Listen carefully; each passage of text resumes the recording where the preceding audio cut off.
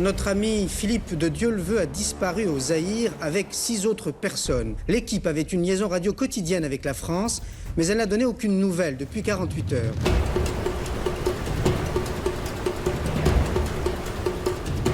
Philippe de Dieuleveux, c'est l'homme de l'action, on demande de choses exceptionnelles.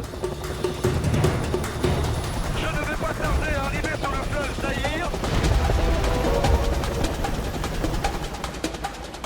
C'est une zone dangereuse. C'est un défi insurmontable.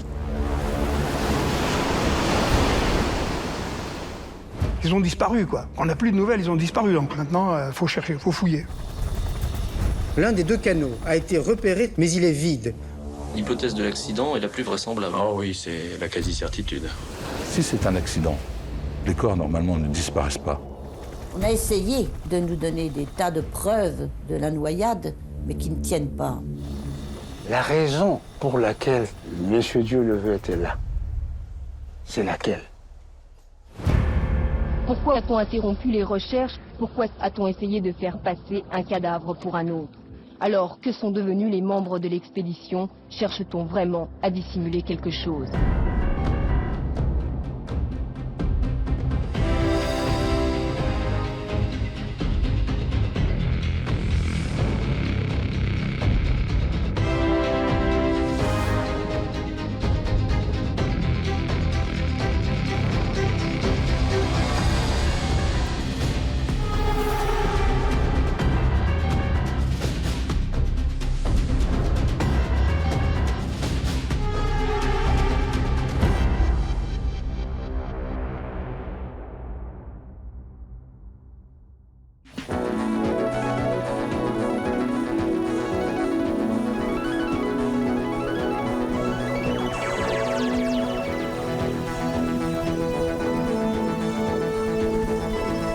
Kangourou Island, j'espère que nous verrons quelques kangourous quand même.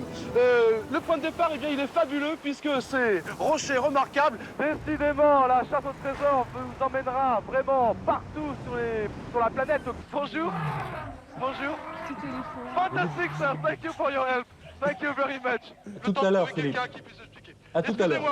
Alors peut-être pourrions-nous avoir des compléments d'information sur cet ensemble impérial? C'est superbe, vous l'avez dit Didier, c'est un Versailles-sur-Mer, c'est absolument gigantesque et merveilleux. C'est d'ailleurs un petit peu anachronique. Le principe de la chasse au trésor, c'était 2 candidats en studio qui ne savaient rien, et en extérieur, au bout du monde, Philippe de Dieuleveux, qui essayait de répondre aux énigmes posées sur le plateau. Moi, je me pose sur le train. Je vais essayer de me poser sur le train, comme ça, je vais directement. Oui, mais levez-vous ça près de la tête, il vous reste 3 minutes, 10 secondes. D'accord. Il y a combien de wagons? 3 plus la locomotive.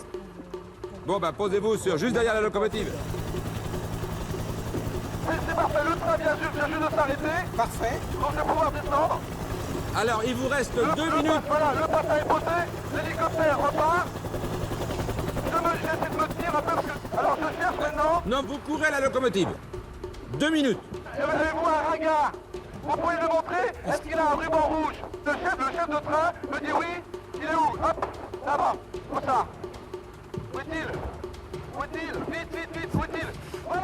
Quand on a 10 ans, voir son parrain derrière l'écran dans les années 80, c'était magique. Il y avait une grande fierté. Il est fort. Je l'admire. Le voir à l'image dans son émission La chasse au trésor, j'étais très fier d'avoir Philippe en parrain.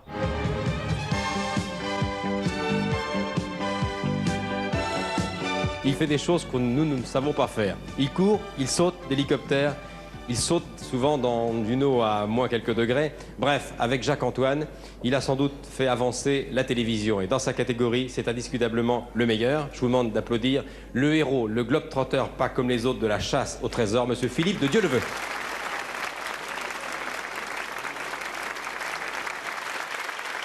Je lui ai demandé souvent de venir nous rendre visite, seulement il a un emploi du temps très chargé. Vous avez visité combien de pays au cours de cette chasse au trésor? Pas mal, hein? À peu près 80. 80 pays. Combien d'émissions? Début des années 80, voyager, c'est un luxe. Voyager, ça fait rêver. Personne ne le fait. Il n'y a pas de téléphone cellulaire, il n'y a pas de distributeur d'argent. Personne ne voyage à l'époque. Et des émissions comme La Chasse au trésor ont fait rêver des millions de téléspectateurs. Les audiences étaient phénoménales.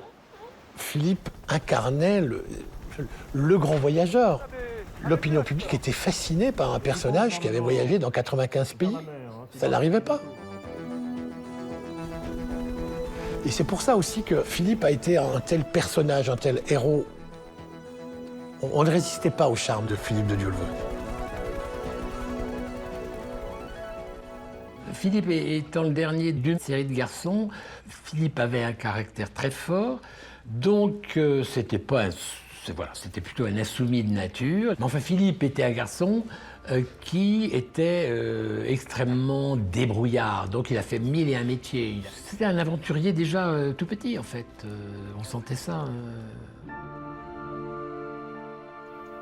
C'est un esprit positif, optimiste, volontaire, quelqu'un de joyeux, qui aimait la vie, qui aimait bouger, qui aimait l'aventure. Il était tout le temps en voyage, donc c'était dur de capter ces petits moments avec Philippe, mais j'ai des souvenirs de vacances avec lui.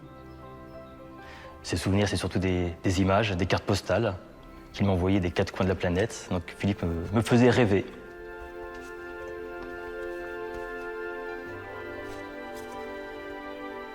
Est-ce que vous êtes angoissé, inquiet, serein, tranquille? Ça ne doit pas être évident. Je ne suis pas angoissé parce que c'est pas compliqué ce qu'on me demande. On me demande d'obéir, donc je veux dire, c'est pas difficile.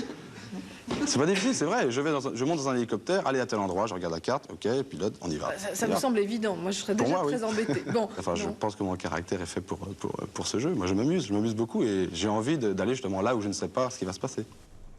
Dans les années 80, j'étais caméraman à Antenne 2 et c'est comme ça que j'ai connu Philippe de Dieuleveux. Alors, Philippe était un garçon très exubérant, passionné. Il avait un regard très perçant. Quand il vous regardait, il vous parlait droit dans les yeux. Je crois que La Chasse au trésor, en fait, c'est pour lui une façon de faire de l'aventure, mais c'était pas vraiment sa passion. Il avait envie de... Lui, il rêvait de faire des grands reportages. À l'époque, c'était le début d'Envoyé spécial, etc. C'est ça qui le passionnait. Vous allez arrêter La Chasse au trésor bientôt? Oui, j'ai décidé d'arrêter. Je ne voudrais surtout pas saturer et que les gens ras-le-bol, Dieuleveux, ras-le-bol. Non, 4 ans de cette vie passionnante menée à travers le monde, à un rythme fou, je trouvais que c'était bien. Je pense qu'il faut savoir s'arrêter, il faut passer à autre chose. Je m'appelle Christian Proutot, j'ai fondé le GIGN, que j'ai commandé 10 ans, jusqu'en 1982, date à laquelle j'étais affecté à la présidence de la République. J'étais à l'époque celui qui avait créé la cellule antiterroriste que je commandais. Et je déjeune avec Philippe de Dieuleveux. Philippe me dit, voilà, j'en ai assez de tout ça, la chasse au trésor et tout, j'en ai assez de faire le zèbre. J'ai monté ma boîte de production et j'aimerais faire des reportages un peu exceptionnels sur les unités spéciales comme le GIGN.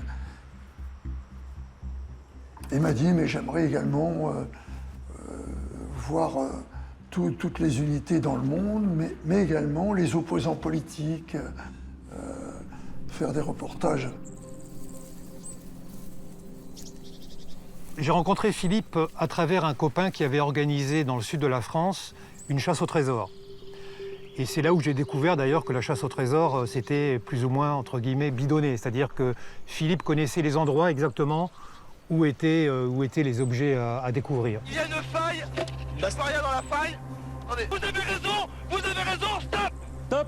Il a quand même beaucoup profité de cette émission qu'il a mis comme une star. Mais d'un autre côté, ce qu'il voulait, c'était aussi monter quelque chose d'authentique, une véritable aventure.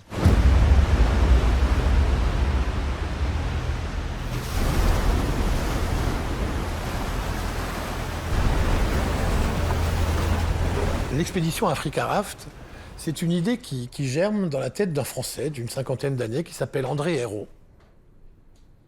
André Hérault, c'est un spécialiste de l'Afrique, bras droit de Thierry Sabine sur le Paris-Dakar. Ancien mercenaire, il commandait des méharistes qui, à la frontière algéro-marocaine, faisaient la police. Ça a été le dernier méhariste français. André me dit « j'ai envie de traverser l'Afrique d'est en ouest par les fleuves ». Je lui dis « mais c'est une idée géniale, il n'y aura pas de goudron, on va voir des Africains, des vraies personnes ». Et c'était ça, on cherchait l'authenticité.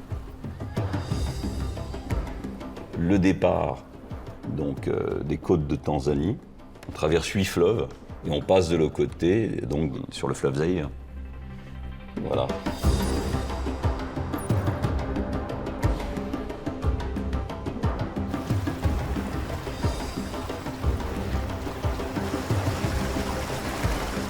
À l'époque, c'était le fleuve Zaïre, aujourd'hui le fleuve Congo, où l'on peut aller d'un bout à l'autre, environ 1300 km de voies navigables sur le fleuve. C'est quelque chose de si merveilleux, mais aussi qui fait peur. On ne l'affronte pas comme cela.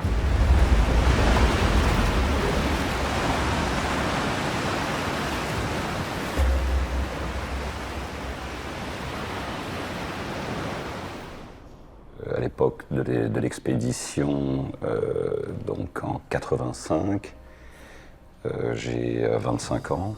Je suis producteur de films publicitaires et nous voilà partis pour organiser ce projet. Et j'en suis donc le producteur.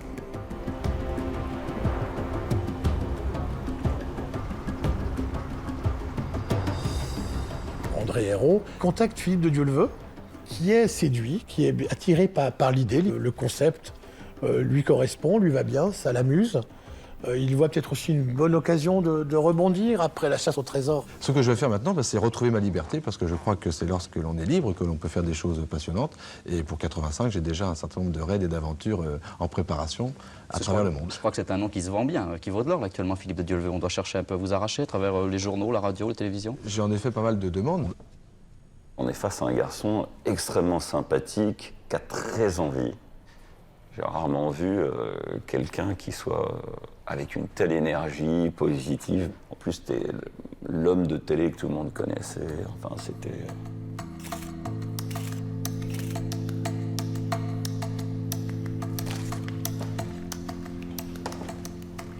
Alors, Richard Janel, chez Paris Match, et je me dis, tiens, Paris Match, ça peut être sympa au niveau du sponsoring, parce qu'on va faire des images, etc. Donc je demande à Richard, est-ce que ça peut t'intéresser? Il me dit, mais tu sais, Mobutu, je le connais très très bien, c'est moi qui fais toutes ces photos. Chez Paris Match, je suis le monsieur Afrique et surtout Mobutu, on s'entend très très bien. Et il me dit, non mais moi en plus, ça m'intéresse, je veux en faire partie.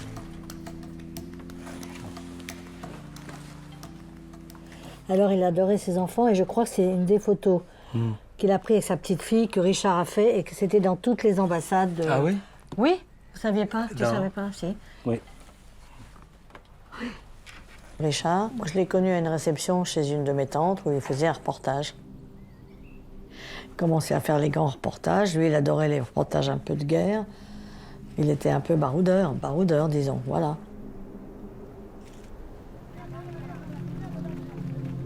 Et après, il a été photographe avec les présidents français, Pompidou, Giscard. Après, il est parti au Liban. Comme disait ma belle-mère, tu n'as pas épousé un banquier qui reste derrière son comptoir, donc tu dois accepter, voilà ce qu'elle disait. Puis c'est tout. C'était sa vie, il adorait.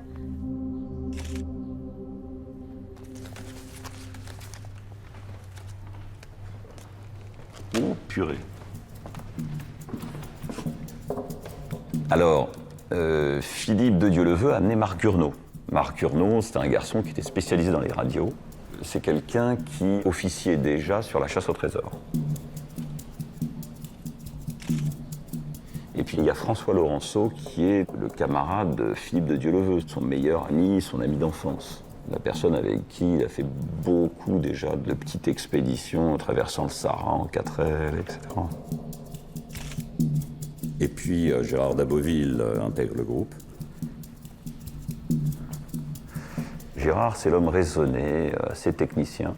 Il a tout pour accompagner le projet. C'est un des plus grands aventuriers français qui a traversé l'Atlantique à la rame. Traverser l'Atlantique à la rame de Newport à Brest ce matin et Gérard Dabouville est entré dans la légende. C'est lui qui conçoit les rafts Les 2 raves sont des unités pneumatiques qui font près de 11 mètres de long. C'est énorme, quoi. On peut mettre un camion dessus, quoi. C'est vraiment impressionnant. Il n'y a pas de plus grosse unité à l'époque. Et puis, André me présente Angelo Angelini, un très grand motoriste qui travaille chez IBM, Lucien Blockmans, un cadre de la SFP, la Société Française de Production. Notre équipe est au complet, on est prêt, on peut partir direction l'Afrique.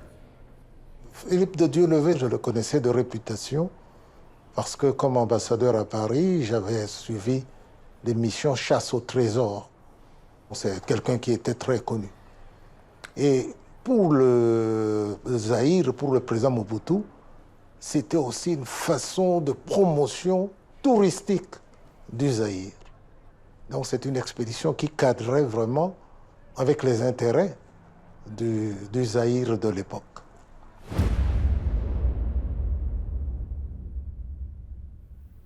Cette expédition commence mal, en fait. Ils devaient partir de Tanzanie, et puis la situation politique, militaire est très très compliquée. Ils n'ont pas d'autorisation d'aller en Tanzanie, et du coup, l'expédition commence au Burundi. On arrive à Bujumbura, l'entrée sur le Zaïre est impossible. Il y a des gens qui nous rendent compte, ils disent « Voilà, n'y allez pas, on a pris des coups de mitraille, c'est pas le bon moment, il faut attendre un petit peu que ça se calme de l'autre côté. » Donc on attend. On s'ennuie sévèrement une fois qu'on a monté dans Raft et qu'on est en attente de pouvoir passer de l'autre côté Zaïre.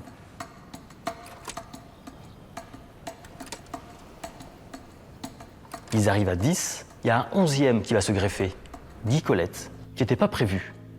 Guy Colette est un entrepreneur belge, il vit à Bujumbura, et comme l'équipe est restée quelques semaines sur place, près du lac Tanganyika, Guy Colette intègre cette expédition au pied levé. Ce garçon nous rend plein de services. Et sa femme me dit, tu sais, ça ferait vraiment plaisir à Guy de vous accompagner.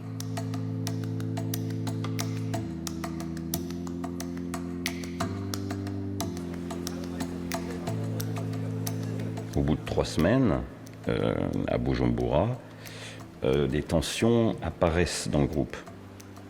Il y a 2 types de caractères.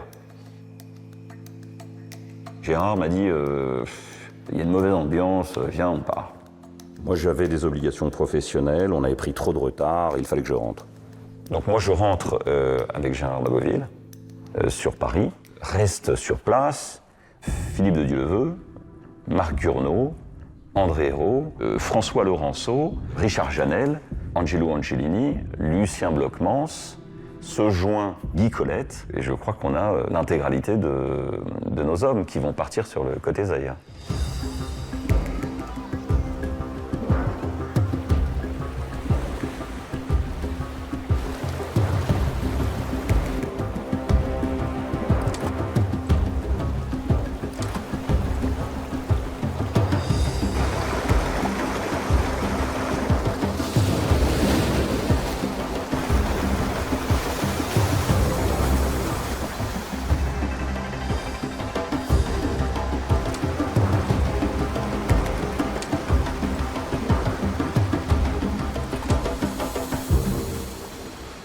Puis Philippe de Dieuleveux, il doit rentrer à Paris, il a son épouse qui doit accoucher, il a aussi des gens à voir. Donc avec Marc Gurnot, qui est un de ses camarades d'ailleurs de la chasse au trésor, ils prennent un avion pour Paris.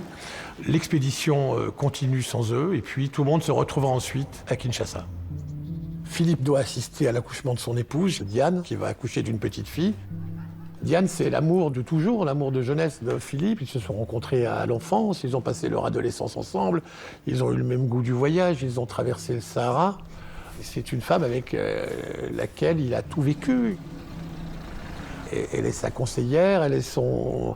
Et puis surtout, elle a épousé un coup de vent et elle accepte très bien cette situation.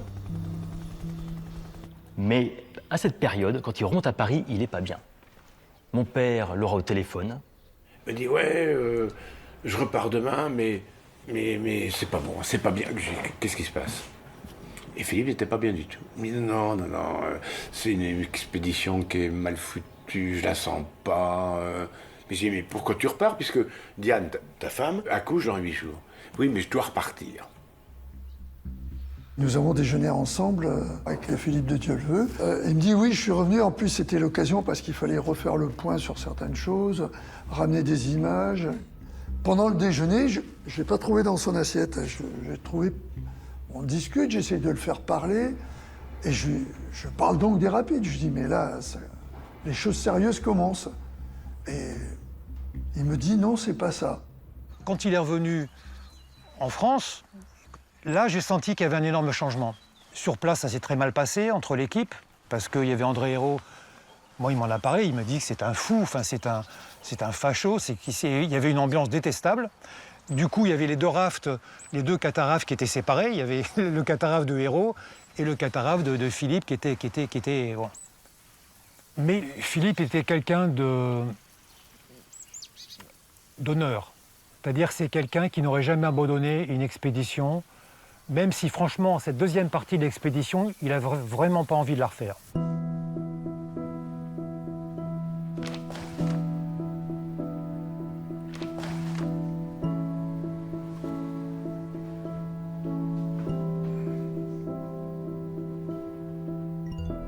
J'étais un ami de Philippe de Dieuleveux, de fraîche date, puisqu'on se connaissait depuis quelques mois. Et il m'a téléphoné, il m'a dit qu'il repartait la semaine suivante. On a dîné ensemble un soir. Il m'a dit, écoute, si tu veux, il y a des gens qui ont été obligés de s'arrêter parce que ça a pris beaucoup de retard. Et je lui ai dit, bon, c'est le genre d'expédition que j'aimerais bien faire.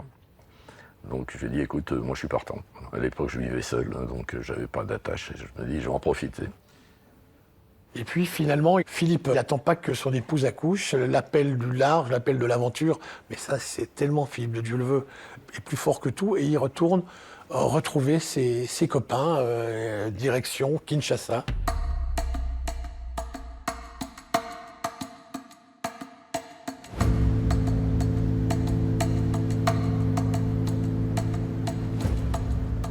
Ils arrivent à Kinshasa, Richard Janel m'a appelé. C'était un après-midi, 2 août. Vraiment, l'enthousiasme était, parce que tout ce qu'ils avaient franchi jusque-là, mais moi je lui ai dit, mais vous allez où? Ils m'ont dit, non, maintenant on va à Inga. J'ai dit, est-ce que vous avez les autorisations? Ils ont dit, oui, nous avons eu toutes les autorisations nécessaires, parce que Philippe de Dieuleveux, était venu avant, il avait vu le président Mobutu, et grâce à votre intervention, parce que je l'avais mis en contact, Richard, avec mon successeur à Paris, qui avait facilité le contact entre Philippe de Dieuleveux et le président Mobutu. Nous avons été hébergés chez Nelson Bastos, qui était donc un Portugais qui habitait là. Il connaissait Guy Colette, qui avait, je pense, dit à Nelson Bastos, continue avec nous, parce qu'il y avait des gens qui n'étaient pas là. Donc ça avait été une recrue supplémentaire pour faire la fin. Après quelques jours de break à Kinshasa, l'expédition s'élance sur le fleuve Zaïre. Il y a 9 aventuriers sur 2 rafts, le Françoise et le Godelive.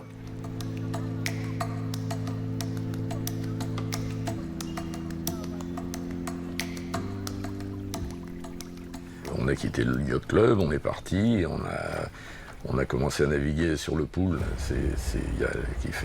C'est gigantesque, entre Brazzaville et Kinshasa, c'est une étendue gigantesque. Et puis tout d'un coup, ça se resserre, le courant augmente, et là, on commence à partir vraiment comme dans des premiers rapides qui sont assez importants.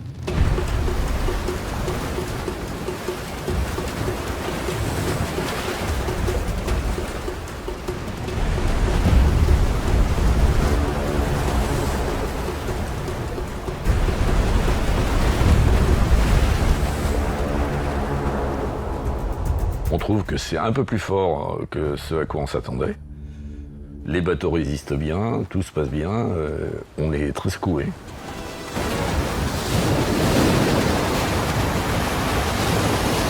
Et puis on a continué. Le 5 août, on se rapproche du barrage.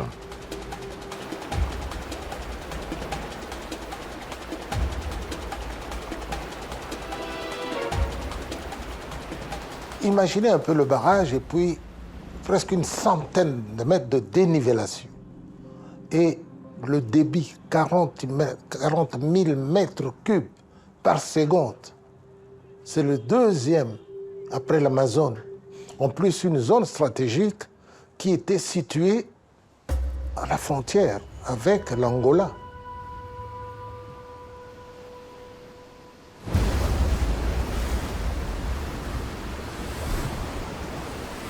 On décide de s'approcher de l'île aux hippopotames. On ne sait pas du tout par où on va pouvoir passer, parce qu'il y a un coude.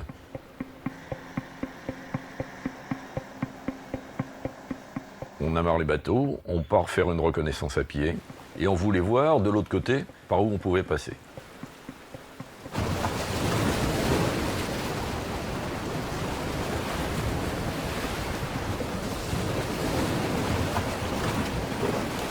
Philippe, caméra à la main, et qui est marché devant, dérape sur un rocher, il perd la caméra, mais on a failli le perdre aussi.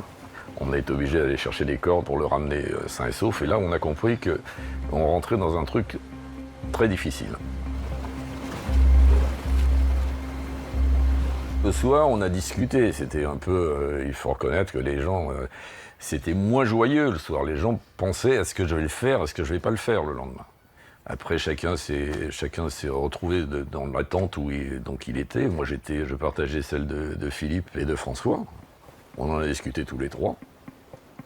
Dans les autres tentes, les gens discutaient, je ne sais pas quelles décisions ils ont pris entre eux. Moi, clairement, j'ai dit que j'irais pas. François a dit qu'il n'irait pas.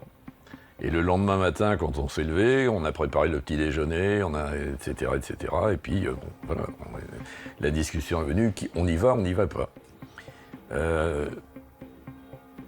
Philippe a réfléchi longtemps, puis il a dit j'y vais. Je pense qu'il était un peu obligé par son image à le faire.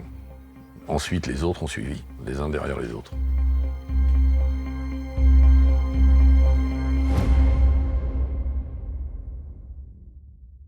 Sur le Gottlieb, il y a André Hérault, Richard Janel, le journaliste de Paris Match, Guy Colette et Nelson Bastos. Et sur l'autre, le Françoise, il y a Alain Angelini, Philippe, et Lucien Blockmans. Les gens commencent à préparer les radeaux pour partir. Nous, avec Laurenceau, on a commencé à préparer notre matériel de survie dont on avait besoin. Et on s'est dit, on se retrouve ce soir ou demain. Tout d'un coup, on ne voit plus que les drapeaux. Il y avait un drapeau français, un drapeau des aéros, c'est tout. Après, on n'a plus rien vu.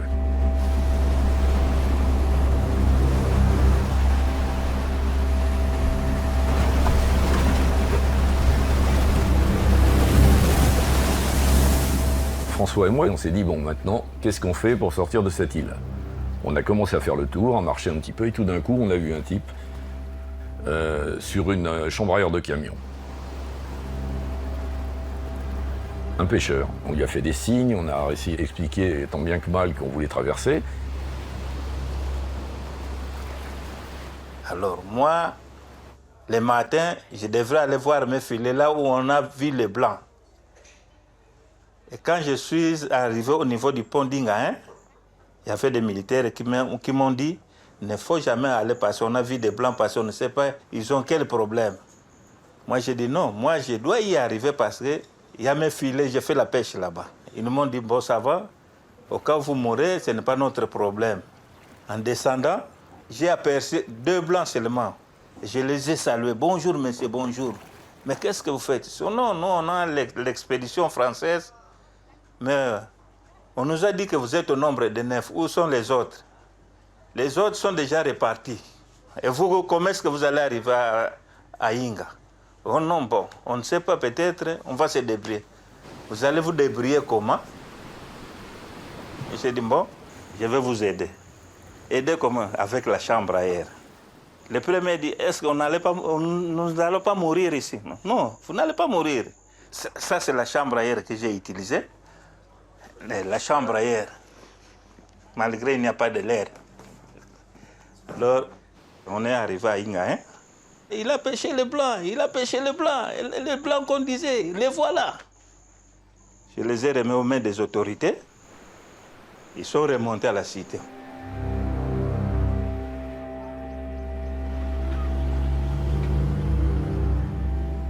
Et en arrivant sur la terre ferme, il y avait des gens qui étaient là.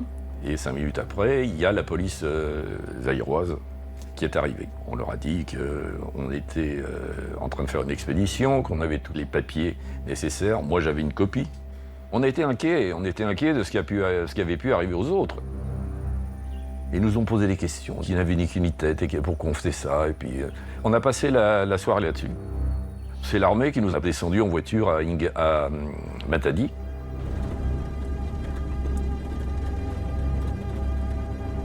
Après, on voit un type de l'AND, qui est un autre type de la police, qui nous retire nos passeports. On nous met à l'hôtel Métropole.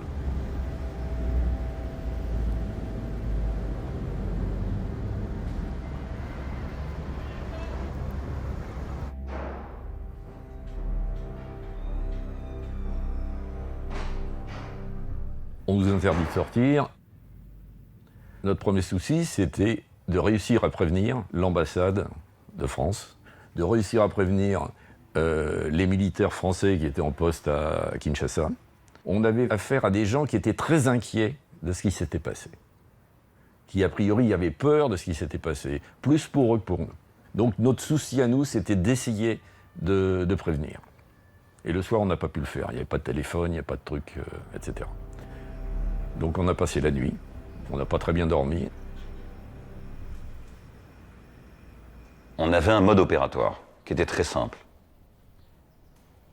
Chaque soir, échange radio. Tout va bien, RAS, etc. L'expédition continue. Premier soir, pas de contact, il y a un souci. Deuxième soir, toujours pas de nouvelles. Philippe de Dieuleveux participait à une expédition sur le fleuve Zaïre, au Zaïre. Toute son équipe, 7 personnes au total, n'a pas donné de nouvelles depuis 48 heures. Bonjour, notre ami Philippe de Dieuleveux a disparu au Zaïre avec 6 autres personnes. Philippe de Dieuleveux, qui n'a jamais hésité à prendre de gros risques dans la chasse au trésor, participait à une expédition sur le fleuve Zaïre, un fleuve dangereux, à cause des cascades nombreuses et des chutes. L'équipe avait une liaison radio quotidienne avec la France, mais elle n'a donné aucune nouvelle depuis 48 heures. Depuis mardi, nous n'avons aucune nouvelle. Ils ont disparu. Et là, on ouvre une grande carte d'Afrique en disant, voilà, Matadi est là, Kin est là, Kinshasa est là, voilà. Et elle a dit, on n'a pas de nouvelles, ils ont disparu. J'ai 20 ans, j'ai jamais perdu de copains, d'amis autour de moi. Comment un gars que j'ai connu, que j'ai vu vivant, que j'ai vu souriant, avec lequel on a fait des soirées, comment un personnage comme ça peut disparaître, s'évaporer, pouf, corps et âme, un beau matin au Zaïre.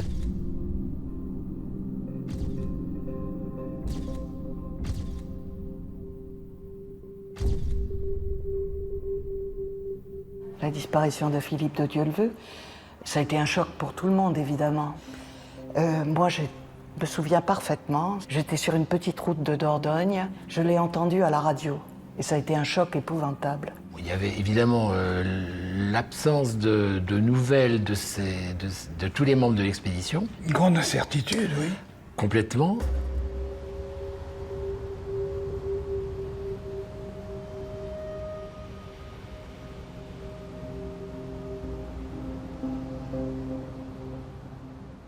Marc Gurnot, vous faisiez partie de l'expédition. Vous rentrez, c'était une mission impossible? Non, ce n'était pas une mission impossible, c'était une mission difficile, mais c'était avant tout une aventure. Donc un groupe de 6 à 8 personnes qui avaient décidé de vivre cette aventure. Moi, je suis rentré pour des raisons professionnelles. Le travail n'attend pas. Et l'équipe a continué. Donc. Les embarcations étaient assez résistantes? Oui, oui, oui. Ce qui me fait penser qu'il n'y a pas de choses trop graves, c'est que nous avions 2 tonnes de matériel à bord dans des emballages étanches. Et s'il y avait eu le moindre incident, on aurait retrouvé quelque chose. Et pourquoi cette expédition? L'aventure d'une bande de jeunes qui en ont un peu marre de la grisaille de Paris. Alors je suis le lieutenant-colonel Moreau, à la retraite depuis 1997. Mais en 1985, j'étais coopérant militaire, capitaine, dans l'armée zaïroise.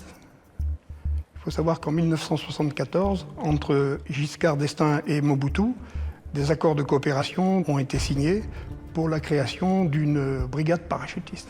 La 31e brigade para, c'était à l'époque la plus forte coopération militaire de la France, avec un commandement zaïrois, c'était un commandant zaïrois. Le 8 août 85, le colonel de Montmahou m'appelle et me dit voilà Moreau, on est sans nouvelles d'une expédition qui s'appelle Africa Raft, qui est passée, qui descend le Zaïre et dont on n'a plus de nouvelles au niveau des rapides d'Inga. Franchement, voilà, il me dit, comme ça, je vois son doute, je vois son visage, il me dit, je ne sais pas ce qui s'est passé. Il me dit, allez, tu pars tel jour, tu réunis tes troupes, tu descends sur Matadi et tu essayes de voir ce qui se passe. Ma mission, je le conçois d'un seul coup, c'est de retrouver des hommes.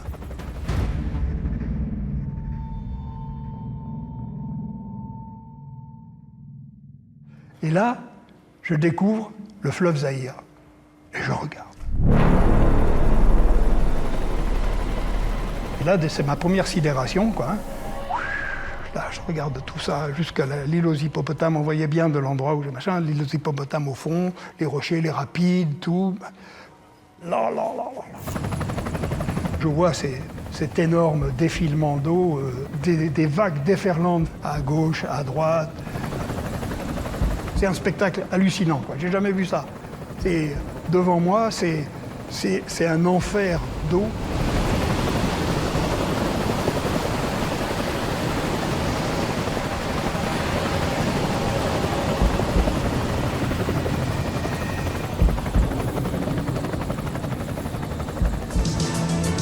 Toujours aucune nouvelle de Philippe de Dieuleveux, disparu au Zaïre avec 6 autres personnes. Il participait à une expédition sur le fleuve, l'un des 2 canots retrouvés, vide. Bonsoir. L'un des 2 canots a été repéré sur la rive gauche du fleuve, mais il est vide. Aucune nouvelle de toute l'équipe. Philippe de Dieuleveux avait pourtant pris des précautions. Il connaissait cette région. Il s'y était rendu en octobre 84 pour la chasse au trésor. On retrouve le Godelive. C'est une épave. Il ne reste que l'armature métallique. Tous les boudins, les flotteurs ont disparu. Il n'est pas loin de l'île aux hippopotames.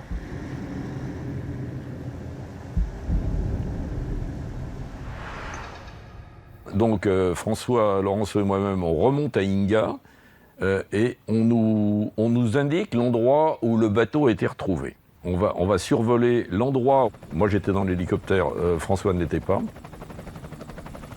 L'après-midi, on commence à visiter des villages un peu partout et on retrouve les boudins du raft qui ont été découpés pour faire des chaussures. On retrouve les affaires qui ont été emmenées. Le bateau avait été pillé par la population. Et le jeudi, il a récupéré les effets, ce qu'il a trouvé. Il est parti avec.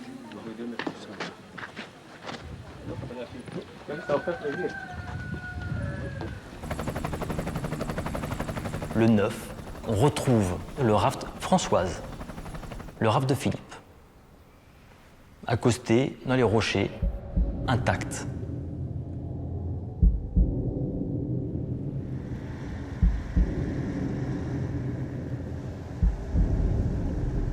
Le Françoise, lui, il est comme un bateau qui s'en est bien sorti.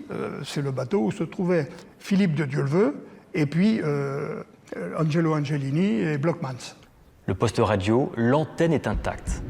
Si l'antenne est intacte, cela prouve que le raft ne s'est pas retourné. Par contre, il n'y a pas d'homme.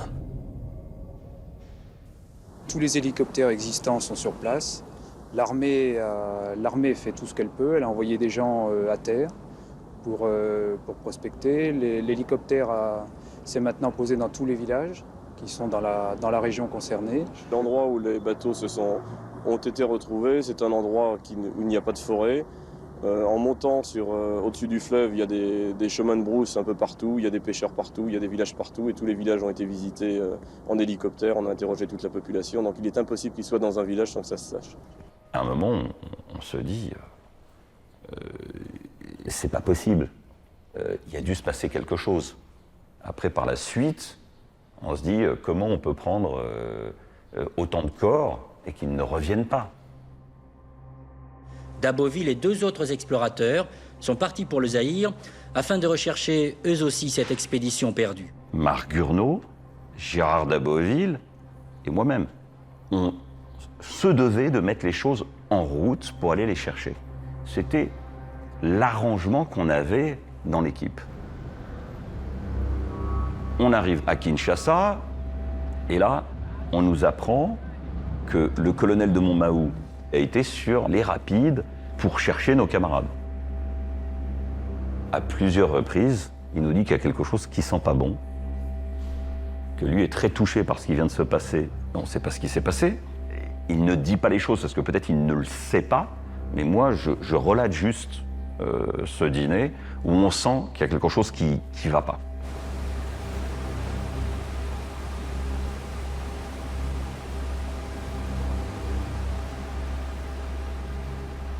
Philippe Rochaud et moi, on apprend simplement que Philippe de Dieuleveux, on ne le retrouve pas, il a disparu. On a embarqué lundi soir. Philippe Rochaud dans l'avion m'explique la situation géopolitique du Zaïre. Il me dit bien, me précise, Philippe Rochaud me dit bien que au barrage d'Inga, c'est une zone dangereuse, parce qu'il y a une alerte, et ce sera un gros problème, parce que si ces 3 turbines sautaient, c'est tout le Zaïre qui tombe dans le noir.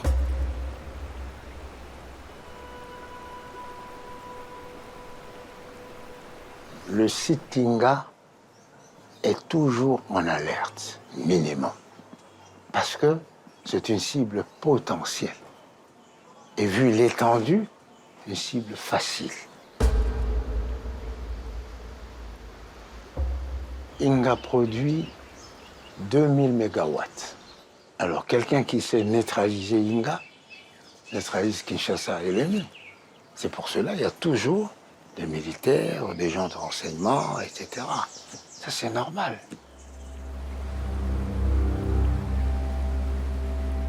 Il faut imaginer quand même un barrage qui, en plus, est le bébé de Mobutu, qui était justement la région très dangereuse, parce qu'il y avait des mouvements de résistance, des guérilleros qui venaient d'Angola, il y avait des Cubains qui étaient dans le coin, appuyés par les Soviétiques. Vous savez, à l'époque, les relations entre le Zaïre et l'Angola étaient compliquées. À l'époque.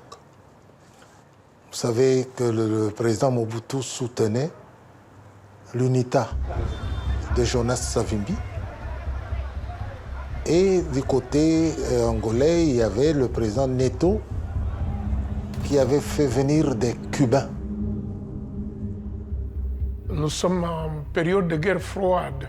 Mobutu est considéré comme un allié par les nations occidentales. C'est aussi le gendarme de l'Occident en Afrique. Il a été très utile à tous ceux qui étaient alignés du côté des régimes occidentaux. Il servait le courant opposé à l'Union soviétique et la Chine. Cela a permis de fermer les yeux sur certains abus ou sur certaines dérives du régime.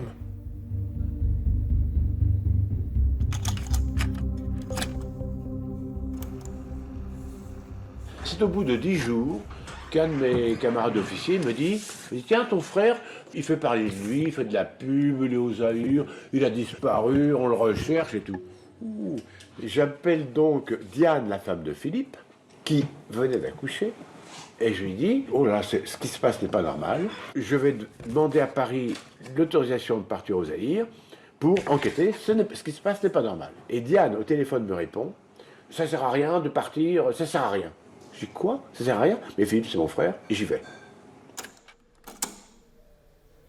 Quand mon père apprend la disparition de son frère, il y a cette intime conviction qu'il s'est passé quelque chose. Pour lui, c'est pas normal. Il veut savoir ce qui s'est passé.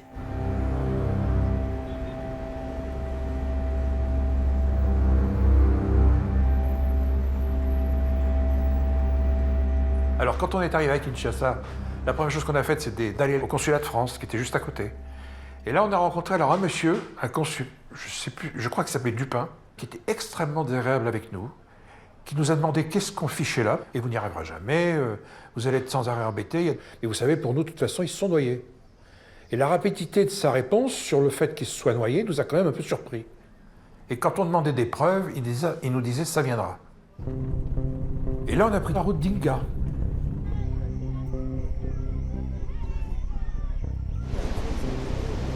Quand on voit la beauté du fleuve, on comprend qu'elle ait pu séduire Philippe de Dieuleveux et ses compagnons.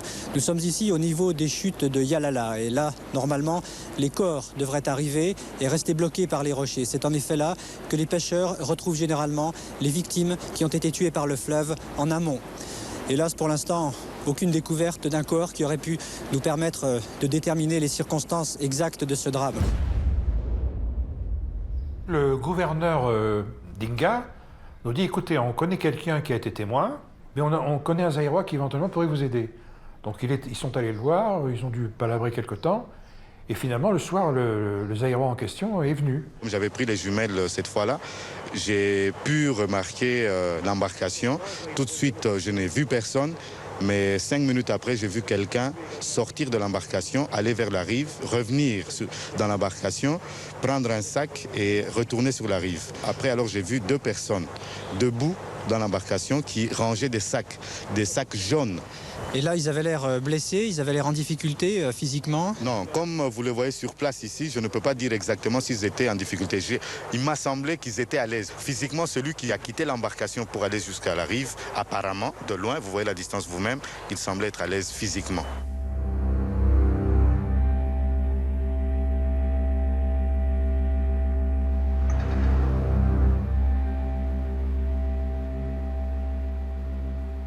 Et là, je rencontre l'ingénieur zaïrois et il dit, ouais, il y a 3 hommes qui ont débarqué là-bas. Putain, mais j'ai dit, mais...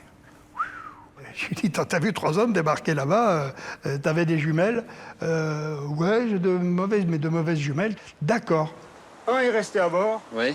Et il a été vu, donc les 2 autres, qui transportaient ou débarquaient, ça on ne sait pas, du matériel. Et j'arrive... Au bout d'un moment, quand même, après un bon moment de crapahut, j'arrive sur cette plage. Allez les mecs, en ligne, posez les sacs, installez le truc, fouille de la plage. Et là, méthodiquement, on s'avance sur cette plage qui fait à peu près 200 mètres à peu près jusqu'au fleuve, comme ça.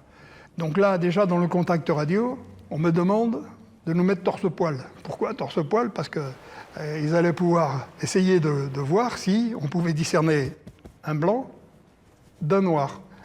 Là, tout de suite, au réseau radio, on voit rien, on vous voit pas. D'accord. Ça voulait donc dire que l'ingénieur zaïrois avait certainement eu beaucoup de mal, et je le comprends, à cette distance-là, à discerner des hommes qui débarquaient là à la couleur de leur peau.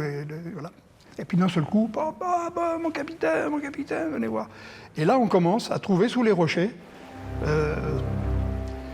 des documents de Philippe de Dieuleveux, des photos de lui, ses ceintures avec les batteries de caméra, les films, des négatifs qui étaient dans des boîtes plastiques, des vivres, des médicaments, tout était caché sous les rochers, tout était au sec sur cette plage. Ils ont passé des rapides qui étaient certainement assez violents, mais il y a une certitude, c'est que concernant le bateau de Philippe, ils sont sortis, ils ont été sur les berges. Donc qu'est-ce qui se passe? On se dit, il y a un truc. Lequel? On ne sait pas. On est sur place, on va essayer de trouver par nous-mêmes.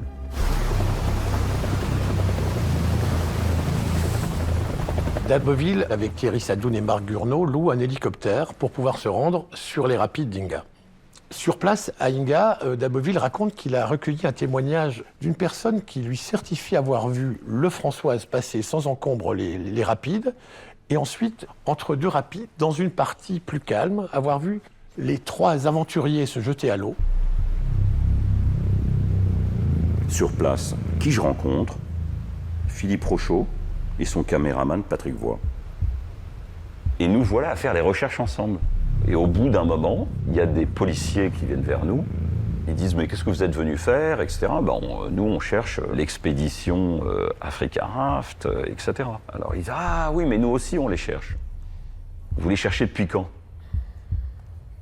Et ils nous parlent d'une date qui était avant le départ de l'île de l'Hippopotame.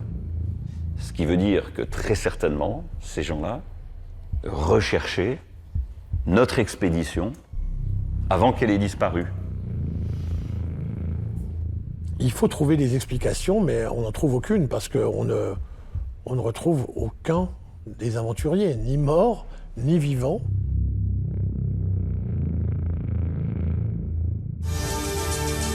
La disparition de Philippe de Dieuleveux et de ses 6 compagnons, un pêcheur zaïrois a vu hier soir le corps d'un Européen dérivant dans le fleuve Zaïre, ce qui confirmerait la thèse de l'accident de l'un des 2 bateaux de l'expédition.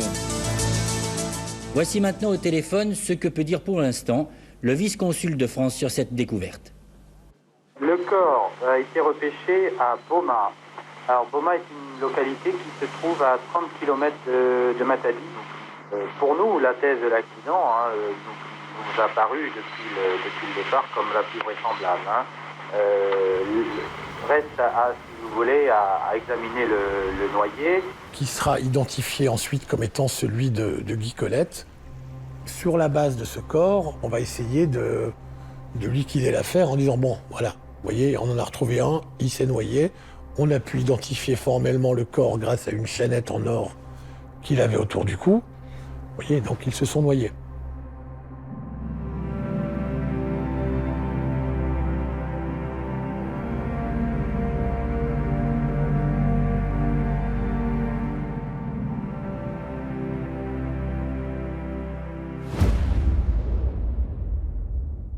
En France, évidemment, l'affaire avait pris une tournure importante. Là, d'un seul coup, on apprend, enfin, le colonel va me l'apprendre, qu'un détachement du 2e REP, section nautique, section montagne, sous le commandement du colonel Jean, que je connaissais bien et qui était un ancien du Zaïre.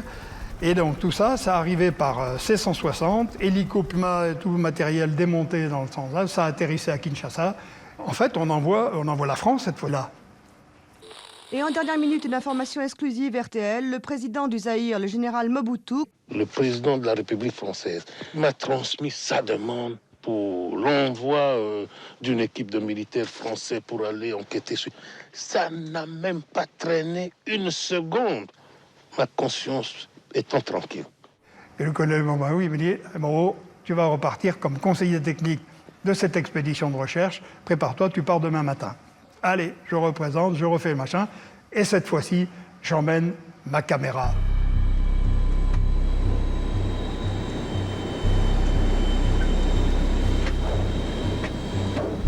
C'est impressionnant parce qu'il y avait quand même 60-80 bonhommes dans tout ce truc-là, le staff.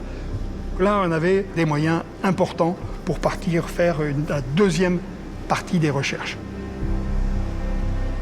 Plus, nous arrive Jean de Dieuleveux, le frère de Philippe.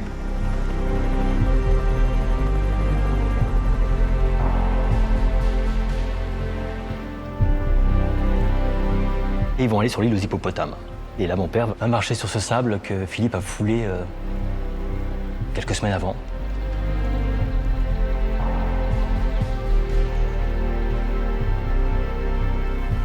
Mon père, au fond de lui, se dit « Je vais savoir, je saurai ce qui s'est passé, parce qu'il s'est passé quelque chose. C'est pas un simple accident. On ne déploie pas autant de moyens pour un accident. »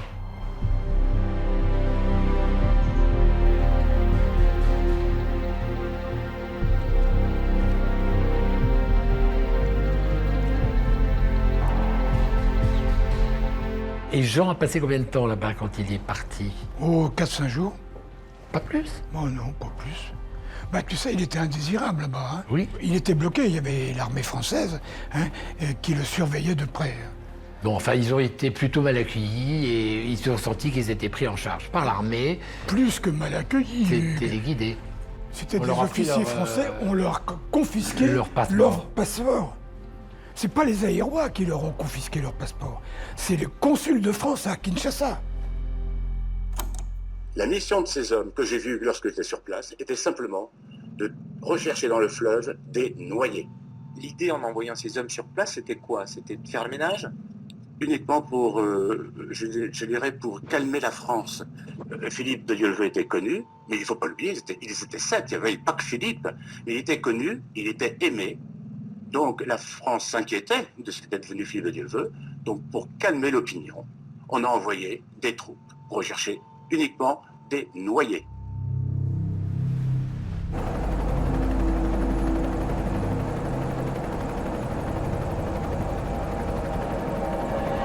Et là, avec le staff d'état-major, on décide de larguer 2 fûts. Je propose, j'ai dit voilà, on va larguer 2 fûts, lestés à peu près avec le poids d'un homme minimum et maximum.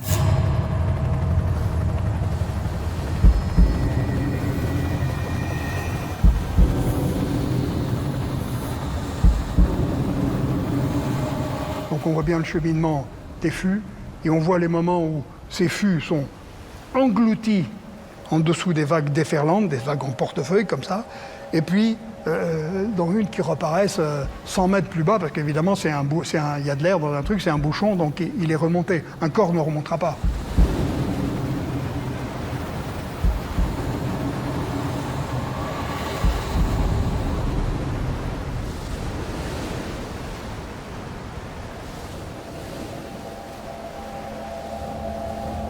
Deux tonneaux de 70 kilos chacun, le poids d'un homme, étaient largués dans les rapides. On les retrouvait un peu plus loin, complètement comprimés par la force du courant.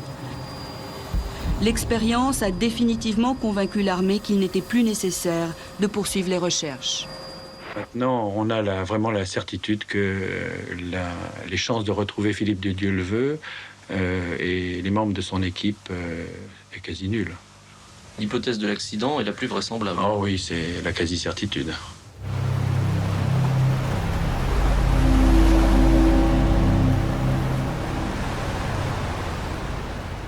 La thèse officielle d'Africa Raft, les conclusions, noyade accidentelle.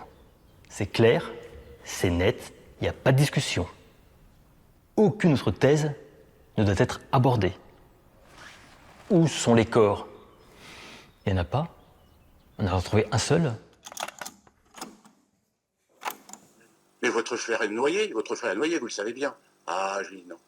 Je ne croirai à la mort de mon frère que lorsque je verrai son cadavre à mes pieds.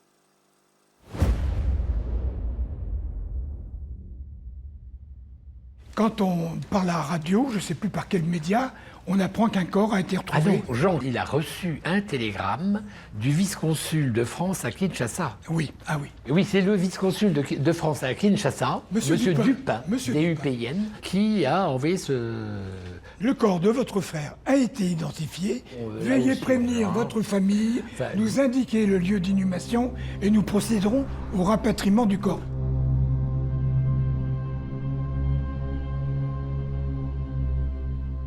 Et mon père apprend ça au téléphone. Il s'écroule, il s'effondre. Il appelle ses parents. Il dit là, c'est grave. Ils ont retrouvé Philippe. C'était un corps sans tête, sans main, sans sexe et sans pied. Le corps qui nous a été présenté correspond aux caractéristiques morphologiques de celles de Philippe de Dieuleveux.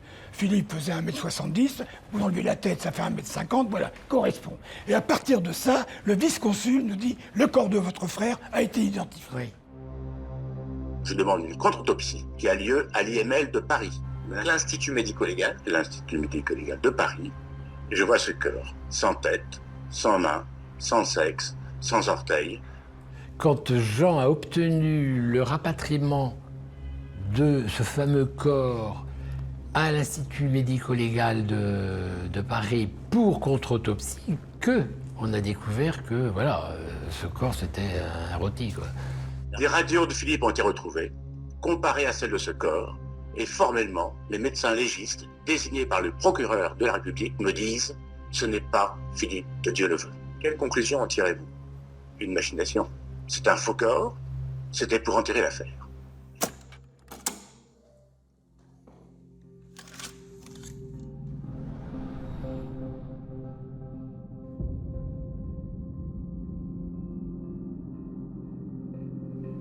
Donc évidemment, là se fait jour, surtout dans l'esprit de Jean de Dieuleveux, son frère, naît l'hypothèse, le doute qu'on a voulu lui cacher quelque chose, qu'on a voulu cacher quelque chose à la famille, que c'est pas un hasard si on fait passer un corps comme étant celui de Philippe, c'est qu'on veut en fait solder cette histoire, mettre le mot fin, trouver une explication rationnelle et sans l'obstination de Jean et de la maman de Philippe. On aurait peut-être pu faire passer ce corps pour étant celui de Philippe. Ça a tenu peut-être à pas grand-chose. Qu'est-ce que vous réclamez aujourd'hui, madame? La vérité, et savoir quand il est mort, comment il est mort. J'ai perdu 5 fils au total sur 8. J'ai 51 arrière-petits-enfants. Moi, je pense à l'avenir. A-t-on essayé de faire passer un cadavre pour un autre? Aujourd'hui, Roland Dumas, ministre des Relations extérieures, reconnaît lui-même que le médecin légiste de Kinshasa s'est peut-être trompé. Alors, que sont devenus les membres de l'expédition? Où sont les corps? Cherche-t-on vraiment à dissimuler quelque chose?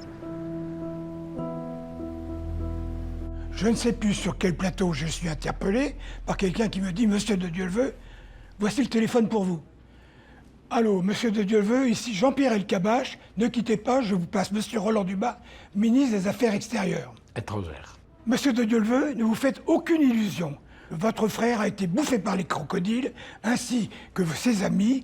Le fleuve en est infesté.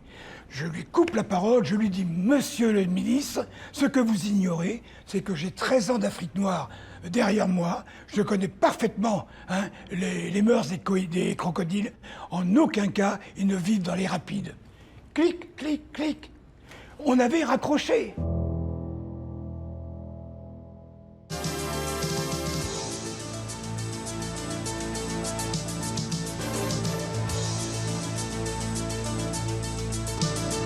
On est toujours sans nouvelles. Les 7 Français perdus au Zaïre. Les envoyés spéciaux d'Antenne 2 émettent une nouvelle hypothèse. D'après leur enquête, ils auraient pu être victimes d'une tragique méprise de la part d'une patrouille de l'armée zaïroise. Dès le début, je me suis dit qu'il y a eu un problème. Cette série de témoignages que nous avons obtenus à la fois des autorités et des habitants à Boma, parce qu'on a discuté avec beaucoup de jeunes, c'était le pépin. Tout le monde était au courant que cet endroit-là, c'était une zone dangereuse, contrôlée par l'armée, où il y avait des conflits. Mais on le savait, c'était, je veux dire, en partant de Kinshasa, on savait que c'était une zone... D'ailleurs, le chauffeur de taxi aussi nous l'avait bien précisé. Attention, là-bas, vous savez, en ce moment, ils sont en alerte, etc., etc. Nous apprenons qu'il règne une psychose du colonel Kadhafi, que l'armée est en état d'alerte dans cette zone sensible du barrage d'Inga et qu'elle a reçu l'ordre de tirer à vue sur tout ce qui est suspect. Alors, question, l'armée zaïroise a-t-elle intercepté les 3 occupants du 2e bateau? Et quand on dit que c'est l'armée zaïroise qui leur a tiré dessus parce que c'était une zone sensible avec le barrage. Ah non, ça c'est très faux. Ce n'est pas vrai. Vous voyez vous-même, il n'y a pas de zone interdite. Zone interdite, alors n'est pas la nature peut-être. Pourtant, les gendarmes zaïrois cherchent eux aussi à savoir si les 3 occupants du 2e bateau ont pu être interceptés par une patrouille zaïroise qui a appliqué les ordres de tirer à vue sur tout élément suspect.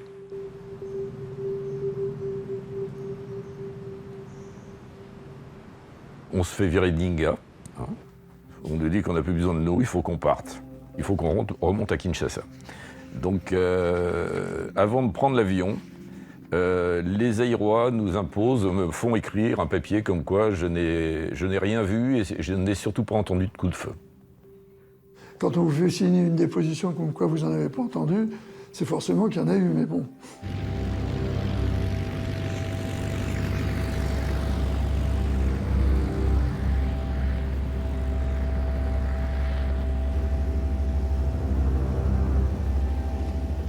Claude Épervrier, qui était l'ambassadeur de France à l'époque, a beaucoup insisté pour que j'accepte de donner une interview à la télé locale. Il m'a dit on a vraiment besoin que vous alliez sur le plateau de la télévision locale pour dire ce qui s'est passé sans mettre en cause les Zaïrois, etc., etc.